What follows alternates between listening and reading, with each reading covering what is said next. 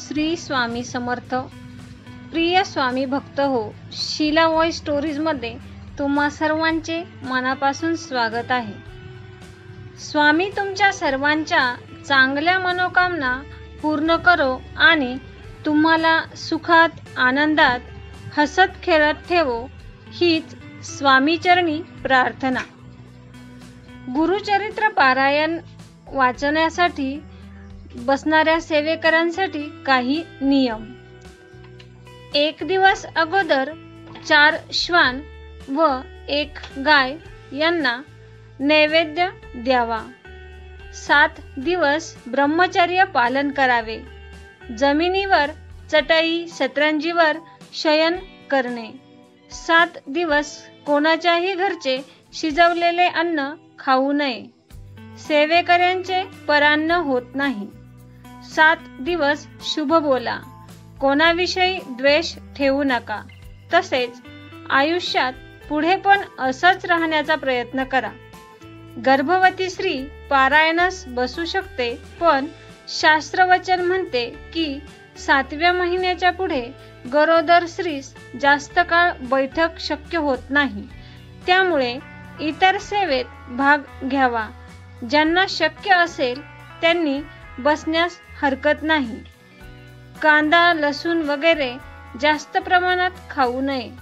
विज्ञान सांगते की शरीराची उष्णता वाढल्यास आपणास त्रास होऊ शकतो.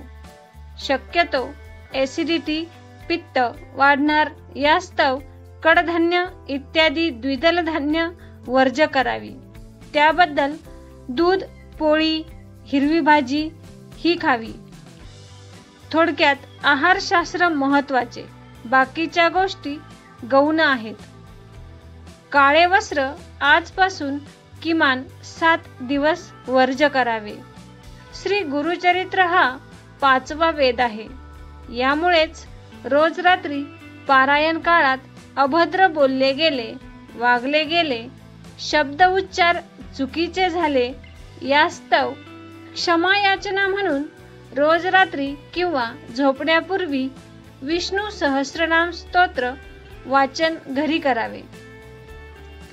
या सप्ताहात अजून पुण्य कमवायचे असेल तर दुःखी आर्त पीडित मुमुक्षित आहेत त्यांना दुःख मुक्तीचा हा स्वामी मार्ग समजावून सांगणे.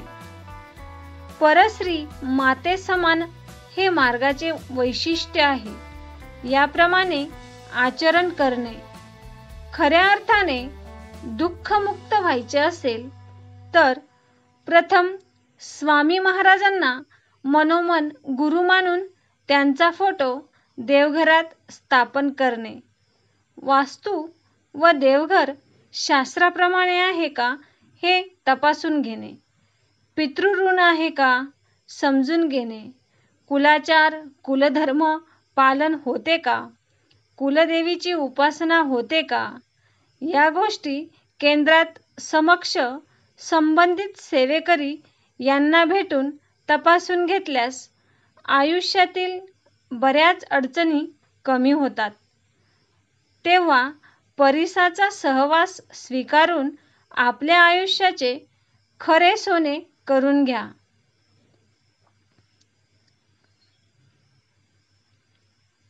श्री गुरुचरित्र ग्रंथामध्ये सुरुवातीस पारायण नियम दिलेले आहेत.